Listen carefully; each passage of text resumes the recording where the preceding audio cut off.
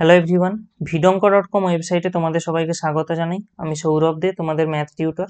এখানে তোমাদের সঙ্গে যে প্রশ্নটি নিয়ে আলোচনা করব, দেখো a:b এর মান দেওয়া আছে, b:c এবং c:d এর মান দেওয়া আছে। সেখান থেকে আমাকে a:d এর মান কত হবে নির্ণয় করতে হবে। তো a:b সমান 2:3, এটা মানে আমরা বলতে পারি a/b সমান 2/3। আবার b/c এর মান আমরা বলতে পারি 4/5 এবং c/d এর মান আমরা বলতে পারি 6/7, যেরকম আমাদের আছে লেখা হলো। এরপরে আমাদের কাজ কি হবে, দেখো এখানের b সমান করা এবং এখানের c গুলোকে সমান করা। তো c কে দেখো সমান করার জন্য আমরা অ্যাকচুয়ালি 5 আর 6 এর সঙ্গে আমাদেরকে দেখতে হবে কি সংখ্যা দিয়ে গুণ করলে ওরা সমান হয়ে যাবে। তো সেটার জন্য আমাদেরকে প্রথমে 6 এবং 5 এর লসাগু নিতে হবে, যেটা আমরা জানি কত, 30। তাহলে দেখো আমরা সি গুলোকে 30 করবো, এখানে 30 আনবো আর এখানেও 30 আনার চেষ্টা করব। সেই জন্য আমরা এখানে কি করব, 5 দিয়ে গুণ করব আর স্বাভাবিকভাবে এখানে 6 দিয়ে গুণ করব।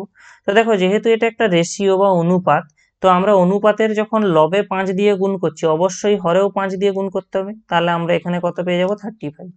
একইভাবে এই b/c-র ক্ষেত্রে দেখো c তে যেহেতু আমরা 6 দিয়ে গুণ করেছি হরে, তাহলে আমাদেরকে এখানে 20 সঙ্গেও লবে 6 দিয়ে গুণ করতে হবে, যেটা আমরা কত পেয়ে যাব এখান থেকে, 24।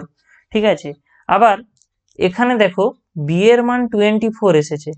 এখানে b কে সমান করতে গেলে আমাদেরকে নিশ্চয়ই 24 করার জন্য b কে 24 করতে চাই, তাহলে আমরা 8 দিয়ে গুণ করব হরে। তাহলে দেখো আমরা যদি হরে 8 দিয়ে গুণ করি, তাহলে অবশ্যই লবেও 8 দিয়ে গুণ করব। তাহলে আমরা এখান থেকে যে গুণফলটা পাবো সেটা কত পাবো, আমরা এখানে 16। তো আলটিমেটলি আমরা দেখো এখানে এর মানে এর ক্ষেত্রে 16 পাচ্ছি, বির ক্ষেত্রে দেখো ভ্যালু পাচ্ছি 24, সির ক্ষেত্রে ভ্যালু পাচ্ছি 30 এবং ডির ভ্যালু পাচ্ছি 35।